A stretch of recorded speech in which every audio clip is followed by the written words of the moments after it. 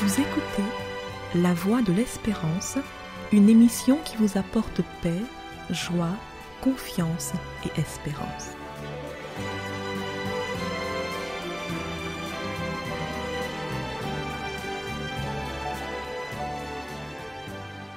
Bonjour la Guyane et bonjour à tous depuis la Guyane.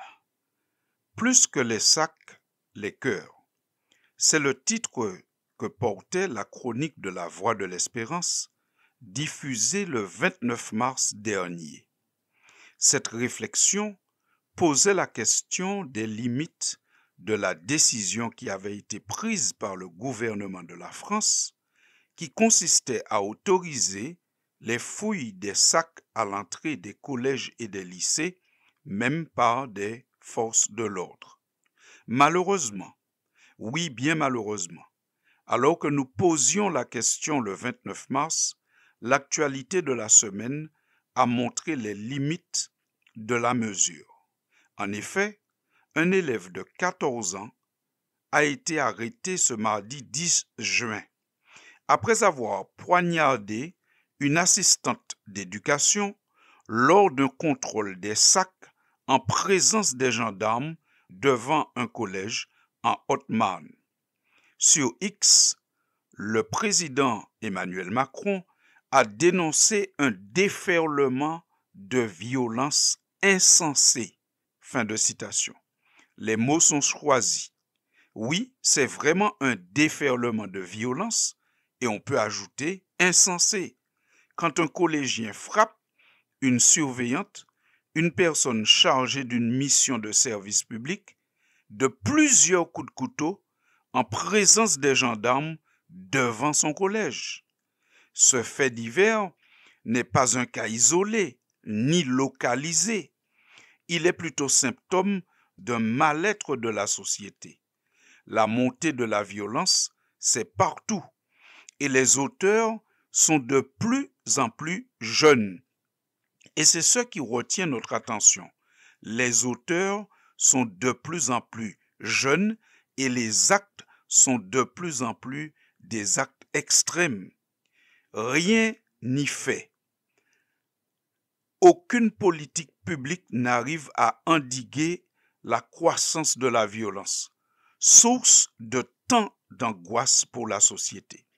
C'est une angoisse pour le présent, mais c'est une inquiétude absolue pour le futur.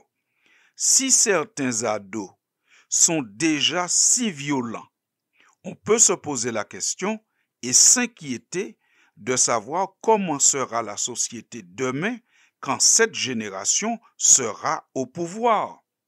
Il faut reconnaître que les initiatives humaines se limitent ou ne peuvent se limiter qu'à interdire les armes. Mais en fait, l'arme n'est pas coupable. C'est la personne qui tient l'arme qui est coupable.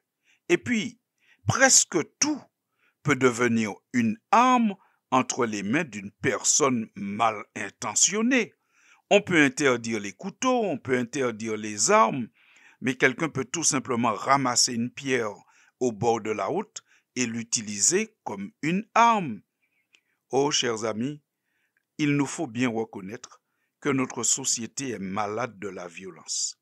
Elle est malade de beaucoup de pulsions que portent certains hommes. Et tout cela est alimenté par la drogue, l'alcool, des jeux vidéo de plus en plus violents. Tout cela est peut-être alimenté aussi par une délinquance aussi bien dans la rue qu'une délinquance en col blanc. On ne sait plus où donner de la tête. Et tout cela est un signe annonciateur de la fin du monde dont parle le Seigneur Jésus lui-même. En effet, dans l'évangile de Matthieu, au chapitre 13, entre les versets 47 et 49, Jésus dit ceci. « Le royaume des cieux est encore semblable à un filet jeté dans la mer et ramassant des poissons de toute espèce. Quand il est rempli, les pêcheurs le tirent et après s'être assis sur le rivage, ils mettent dans des vases ce qui est bon et il jette ce qui est mauvais. Il en sera de même à la fin du monde. Les anges viendront séparer les méchants d'avec les justes. Fin de citation. Je rappelle que cette parole est une parole du Christ. Le Christ illustre comment va se passer la fin du monde et pourquoi viendra la fin du monde. La fin du monde n'est pas la disparition de l'humanité, mais la fin du règne du mal. Aujourd'hui, beaucoup d'êtres humains, de scientifiques, de personnes qui réfléchissent, s'inquiètent de la fin du monde. Mais ils voient la fin du monde comme étant une situation où la vie devient impossible sur la terre et tout le monde meurt et l'espèce humaine disparaît. Mais la fin du monde dont parle le Christ n'est pas la disparition de l'espèce humaine, c'est tout simplement la fin du règne du mal. Les hommes vont subsister, mais attention, une catégorie, ceux qui portent dans leur cœur le désir du bien, le désir du bon, ceux qui ne portent pas dans leur cœur la racine et des germes de violence, ceux qui ne nourrissent pas leur esprit de tout ce qui incite à la violence.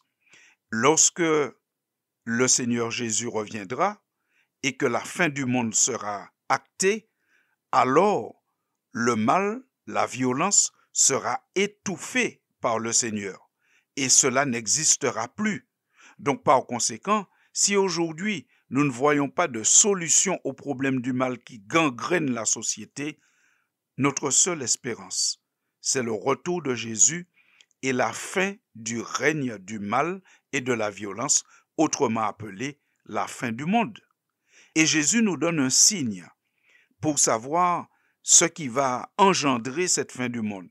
Dans l'évangile de Luc au chapitre 17 et au verset 28, Jésus déclare « Ce qui arriva du temps de Lot arrivera pareillement à la fin du monde. » Fin de citation. Mais qu'est-ce qui s'est passé à la fin de Lot? Qui est ce Lot? Alors c'est un homme qui habitait à Sodome, une ville réputée violente. Dans le livre de la Genèse, au chapitre 13 et au verset 13, voilà ce qui nous est dit à propos de cette ville. Les gens de Sodome étaient méchants et de grands pécheurs contre l'Éternel. Fin de citation. Sodome était donc un lieu où la violence était répandue. Les gens de Sodome étaient méchants. C'est ce que dit la Bible dans Genèse 13 au verset 13. Ils étaient tellement méchants qu'on apprend au chapitre 19 de la Genèse que le Seigneur a dû intervenir pour endiguer le mal qui avait pris des proportions exponentielles. Mais ce qui est important, c'est de noter qu'au chapitre 19, juste avant l'intervention du Seigneur, le jugement du Seigneur, il est dit que depuis le plus petit jusqu'au plus grand se livrait au mal. Sodome était donc un endroit où même la jeunesse, les petits, les ados se livraient au mal. Et la conséquence, c'est que Dieu a dû intervenir, sinon cette violence aurait tout balayé. Alors, chers amis de la Voix de l'Espérance, nous voulons bien entendu être solidaires avec la famille de cette surveillante qui a été poignardée. Nous voulons prier pour les victimes et pour leurs proches. Nous voulons aussi lever les yeux en haut, car c'est de là que viendra la solution au problème du mal. Si nos dirigeants, nos politiques et nous tous, nous nous tournions vers le Seigneur, déjà la société serait un peu apaisée. En attendant donc ce qui est l'espérance chrétienne, nous vous remercions de votre écoute et nous vous disons à très bientôt pour une prochaine chronique. C'était La Voix de l'Espérance, une émission préparée par l'Église adventiste du 7e jour. Si vous désirez avoir une copie de la causerie d'aujourd'hui, demandez-la. Elle vous sera donnée gracieusement. Écrivez à La Voix de l'Espérance, boîte postale 169 97 324, Cayenne, CEDEX, ou téléphonez au 0594 25 64 26. Merci chers auditeurs et à bientôt.